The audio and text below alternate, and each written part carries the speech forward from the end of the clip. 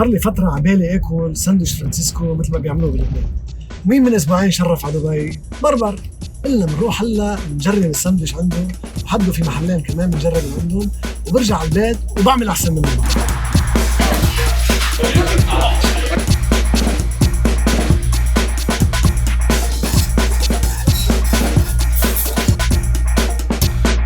جبنا هلا 3 ساندويشات، واحدة من ألو بيروت، بربر، ملك الطاووق. نشوف هلا الوضع. عندنا أول شيء ملك الطاووق. نشوف هالساندويشة هاي.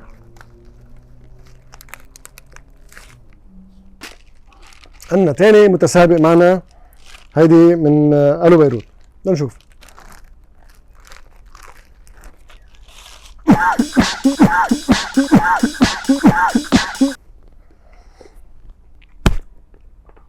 ألو بيروت كان قتلني. وثالث متسابق معنا اللي هو الجديد على الساحة، اجا ليكسر الأخضر واليابس، الملك بربر. نشوف.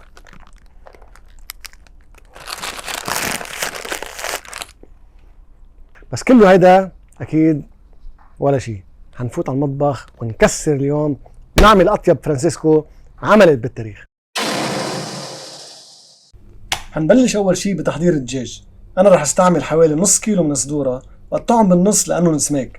برجع بقطعهم شرايح بالطول، سماكة كل وحدة منهم 2 سنتي.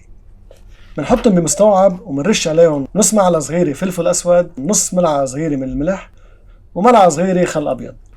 نخلط كتير منيح، وبنرجع بنزيد عليهم ملعقتين كبار مايونيز. نخلطهم منيح ليتوزع الخليط على كل قطع الدجاج. بنغطيهم وبنحطهم بالبراد أقل شي 2 ساعات، أو إذا بدكم خلوهم لتاني يوم يكون أحسن. لنحضر الخبز بدنا 600 جرام أو 4 أكواب طحين متعدد الاستعمالات. بنضيف عليهم 20 جرام أو ملعقة كبيرة سكر، 10 جرامات أو ملعقتين صغار ملح، و10 جرامات أو ملعقة كبيرة خميرة فورية. بنحرك منيح ليمتزج الخليط. نرجع بنزيد عليهم 70 جرام زبدة بحرارة الغرفة. هلأ بنعجنهم شوي، وبنرجع بنزيد عليهم 360 ملي أو كوب ونص مي فاترة. بنعجنهم كتير منيح على الإيد أو بالعجانة. أنا اليوم رح استعمل المكنة وأعجن حوالي ربع ساعة. هيدي العجينة رح تعمل حوالي 6 حبات خبز كبار.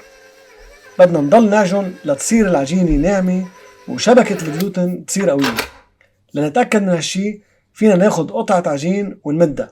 إذا تخزقت معناتها العجينة مش جاهزة. بنكمل عجن لحتى تصير تمد معنا من دون ما تتخزق. بس تجهز بنغطي العجينة وبنتركها ترتاح شوي. من بعد حوالي 10 دقايق رياحة بدنا نقطع العجينة لكرات. أنا رح أعمل كل كرة حوالي 150 جرام عشان يطلع معنا سندويش كبير. مثل العادة أنا دايما بفضل استعمل الميزان عشان يطلعوا كل القطع قد بعض. بنقطعهم وبنكورهم وبنرجع بنغطيهم ليرتاحوا شوي. هلأ من بعد 10 دقايق رياحة بنرش شوية طحين ليساعدنا بالمد. بدنا نمد العجينة بالطول ليوصل حجمها ل 30 سنتيمتر تقريبا. بنرجع بنقلبها وبنمدها كمان بالعرض. هلأ بنلف العجينة من فوق لتحت لتصير بشكل أنبوب. بنسكر المسامات كلها عشان تنفخ وما يكون عنا ولا تنفيسي بالعجينة. آخر شي بنحاول نمدها لتصير بالطول يلي بدنا إياه. بنكمل بنفس الطريقة لنخلص كل العجين. هلأ بنجيب الصينية، ممكن نحط ورق زبدة عشان ما تلزق. رح حط 3 بكل صينية عشان يضل في فراغ بيناتهم، عشان العجينة رح يتضاعف حجمها. بنغطيهم وبنتركهم يرتاحوا ويتخمروا على حرارة الغرفة. من بعد 2 ساعات رياحة رح نولع الفرن بس من تحت ونحميه على حرارة 180 درجة مئوية، ونحط العجين بالفرن على الرف الوسطاني. نتركهم بالفرن حوالي 25 دقيقة أو لياخدوا لون من فوق.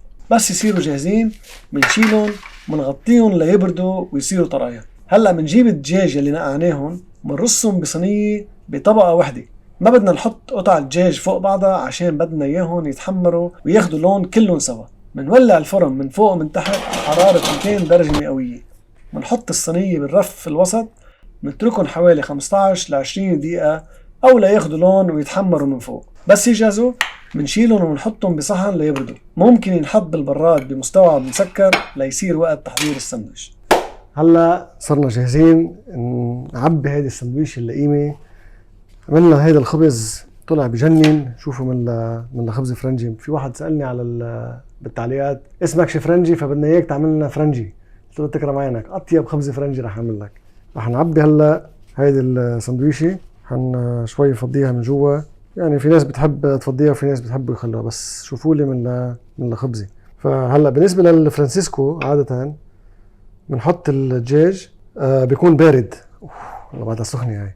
بيكون بارد الدجاج فبحطوه وبحطوا معه الجبنه الموزاريلا. طيب هنحطها هلا بالمايكرويف بس 10 ثواني عشان شو ندوب الجبنه الموزاريلا. اوكي هيدي هلا بزياده. المفروض الجبنه تكون شوفوا كيف بلشت تذوب. هلا بنكمل بالسخان بتذوبها على الاخر. هذا السخان اللي عندي منه كتير كبير فراح اجرب قد ما فيني اعبيها. هلا هيدي صارت جاهزه. اوه ليكو شوفوا الجبنه كيف صارت. هلا هيدي بتاخد اول شيء مايونيز، نرجع نحط فيها شويه ذره، خس، مخلل. هيدا هتطلع ساندويش قنبله. واخر شيء شويه صويا صوص. يا حبيبي يا حبيبي على الساندويش. بسم الله.